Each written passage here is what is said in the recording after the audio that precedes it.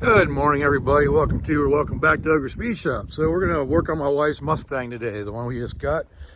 We bought it knowing it had these problems and pretty simple repair. So get into it and tell you what we got to repair or replace. So this is my wife's new 2011 Mustang. Pretty nice car, but the problem is, I'm hoping this is the problem. For one, if I don't make it do it, it's not going to do it for me today. There it is, clunking. But I'll make it work even more when I drive it in and out of the car, out of the shop here in a minute. But we're going to replace the struts, and because they seem to be making noises when you go over bumps. Plus, I noticed the end links for the sway bar were bad as well. So I got those and some run row shocks or struts. So let's get into it. Shouldn't be a very hard video. These are really easy to do. So let's do it. All right, so I'm just gonna drive it in and out of the shop so you can hear it clunking, so you know what I'm talking about.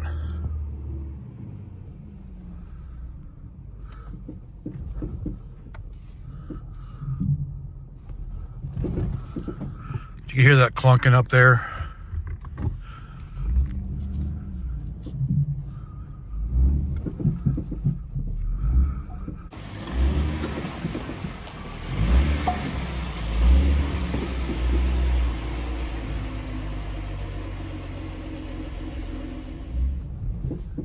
Sounds like it's coming from the front, and when I shake the front, you can really hear it up there. But I'll see if I can demonstrate it later with the hood open.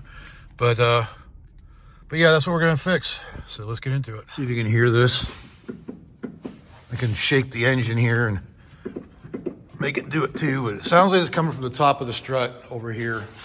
So just because of the way the metal makes noises travel, it's really hard to track it down. But I've also noticed it is a little bouncy when driving. So I figure if nothing else, we're replacing them, and they're probably original. First thing, obviously, you got to remove the wheel to get to the strut. All right, so the lug nuts on this car are 21 millimeter.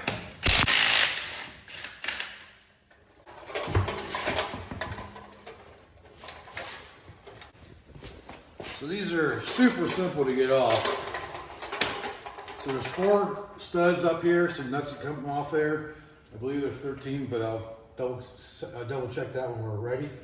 Got the end links for your sway bar need to come off, and then 2 bolts down here that are, I believe, 19 or 20. Those might be 21 as well. And I'll bring you in so you can see those a little bit better. So these have those little stoppers for the nuts. So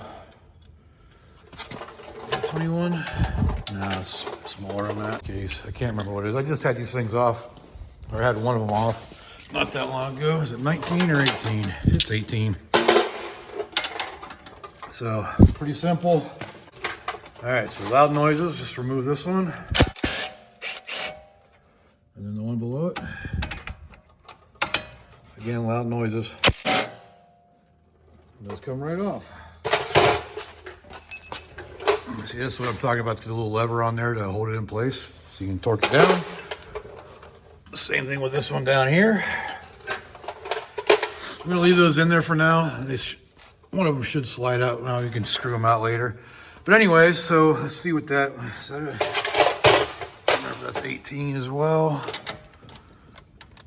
Yeah, that's 18 as well, but we also need a wrench on the back side of it to hold it in place because it is bad and it's spinning. So let me get that real quick. All right, so the end link is also an 18 millimeter, and we're replacing those as well. And the back side is a 17 millimeter to hold that in place so we can gun it off. So again, loud noise. Since it's attached to the shock or the strut, it needs to be removed even if we weren't replacing it. But listen to this. You can hear that is loose in there, so that needs to be replaced.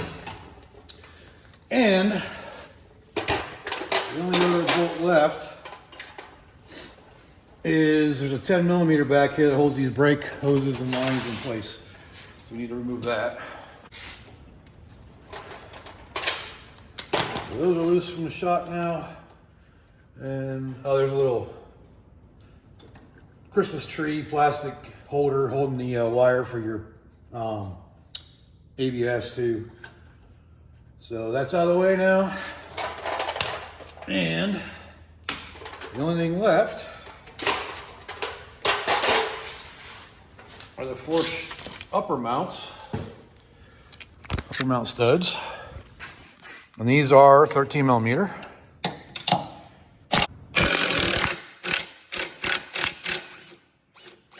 Yeah, it drops right out. You can leave this up here. All right, so that's all loose now, and I just said so again. So now we just gotta pull it out and get these bolts down here all the way out, but the tension's off of it now, so they should slide out pretty easily. So let's do that. Let's see how easy it came out. So with the upper, gotta be careful, you don't want to put too much pressure on these lines, but you can see that there's no real pressure on them.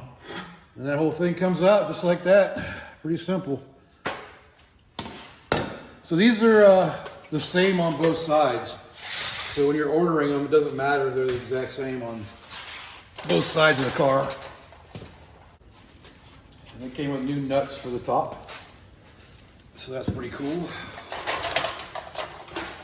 Of course, we're going to put the top in first because then it's held in place. You just got to slide this up into place at that point. So let's get this up in there and get these nuts started.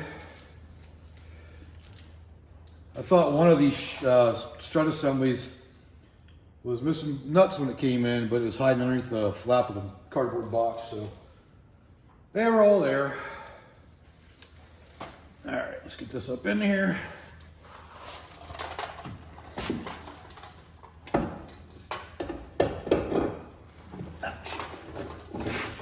Stuck. A couple bolts started, nuts started. Alright, so that ain't going nowhere now. Get the other two nuts on there. I remember when plastic used to be a lot easier to tear. They made it more springy. Go ahead and tighten these down. And there's no alignment adjustment on this either, so you don't have to worry about that. It's just straight up goes in.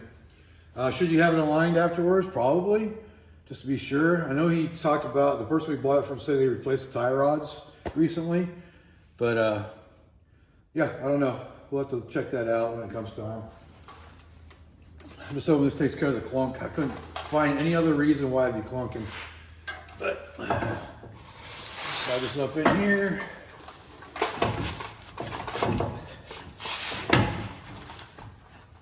Get one of the bolts started. Hold it in place. And I'm done. So, doesn't get much simpler than that. Once you get one in, they both go in real easy. Again, like I said, these are, basically self-holding. But you definitely want to keep your hands away from it. You don't want to have your hand in there for that to smack down on it. You can hold it in place, but shoot it tight. So that takes care of the shock. It's completely, or the strut, because it's completely installed now. Just pop in your little Christmas tree for your I can't speak. And there is. With the screw. Is that it? Nope. There it is. And you gotta reattach your bracket for your hoses. It just goes in the back here and screws in. Maybe. Is that threaded? Well, it doesn't appear to be threaded on the new shock, so I'm gonna have to thread that. These don't have cutting threads on them, so I have to run a little tap through there just to rethread that. All right, so the new strut doesn't have a thread for that bracket, so we'll have to chase the thread on there. Which ain't a big deal. We'll come back to that. So the next thing we gotta do, because we already got the one side off on this, and of course the other side is on the inside of the car, so you can't get a good gun on there. But hopefully we can take it off with a ratchet. Let's see if this will fit back there or not. Of course not. All right, so we can get back in here and get this one loose here.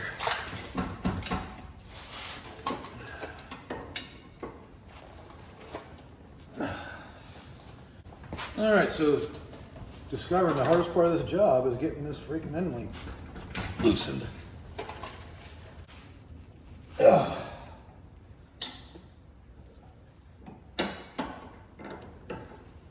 All right.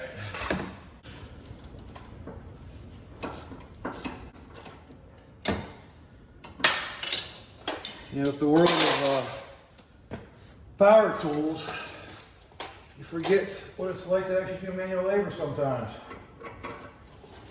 There you have it. Yeah, look how floppy those things are. Pretty bad. And we got the Moogs. I've always preferred Moog over anything else. A lot of these look longer. Oh yeah. Oh, and they're greasable too. Man, I'm so happy. All right, so get these put in there and good to go. So it just goes back in the way it came out. I love the fact that these are greasable. It's hard to find these days. They don't make things serviceable anymore. Kind of stupid. So we gotta jack the front end up a little bit to get the top one in. Just like that. A little more. Yeah, there we go. All right, new end links, new struts. Almost fully installed. So we're going to have to tap that hole for this. As soon as I figure out what the size is, it's probably 8mm. So let's get that thing tightened to this be the same size. Okay, so that's an 18 now. Is this an 18 as well? It is. Get the top tightened down and we'll manually tighten the bottom. Alright. I'll be back when I get that tightened down. Alright, got those end links on now. So the front suspension is done except for that one place we gotta screw in the screw for the bracket. And let me get a tap, figure out what size it is, and we'll get that thing figured out. I was right, it is an M8 by 125, which is pretty typical for a lot of automotive applications. So I'm just gonna run a tap through it real quick. Do it on this side, it's a little easier to get to you on this side. And yeah, you should use some kind of lube for this, but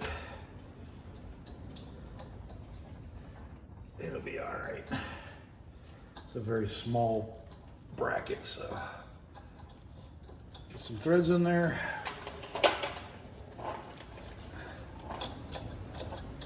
And that should do. There you go, get threads. Now this side is done. So that's all there is to it. Just the 4 bolts up top, all 13mm. The two, what we say these ones were? 21s? The 18s on there, maybe they're 18s. God dang, did I really forget what they are? They are 18s. So these are 18mm bolts. 18mm headed bolts. Same with the end links. And that's it. We have new shocks, new struts. I know people are going to hit me up for saying they're shocks when they're struts, but they do the same thing. They absorb shock. So anyways, that side's done. We're going to do the other side. And no reason to record that because it's the exact same thing, just kind of mirror imaged. we'll test it out once we get the other side done, make sure that clunk's gone. All right, so last step on any kind of repair for when you have the wheels and tires off is torquing the wheels properly. And these are 100 foot-pounds. I always torque a start pattern when you have 5 wheels, so that's what we're gonna do.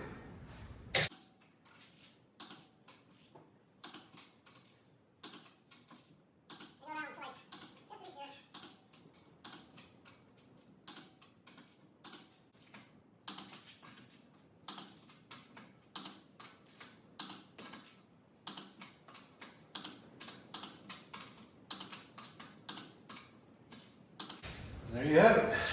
Always take the tension off your torque arm, or your torque wrench. Otherwise you can ruin the springs. All right, it's time for the last test. See if this thing's gonna clunk again. I tried shaking it, it didn't do it when I shook it, so hopefully we have solved the problem.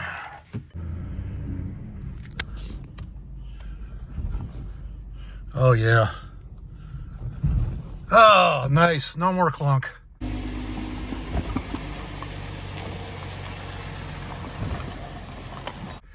So it was indeed the struts.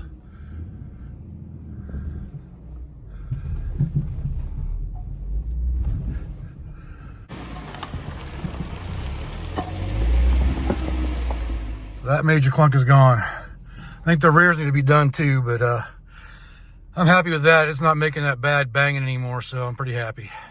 All right, that'll do it for replacing the front struts on the Mustang. So if you like this video, give it a like down there. Leave me a comment. Let me know what I can do better. And subscribe while you're at it. See, this is a really simple install, especially when you buy the struts already pre-assembled. But what was I going to say? Yeah, it took me about an hour and a half to do both sides. And a lot of that had to do with me filming it. So that takes a lot of time when you're filming. But yeah, overall, it was an hour and a half of time that it took me to do both sides. But like I say, you like, comment, subscribe, and until next time, I will see you later.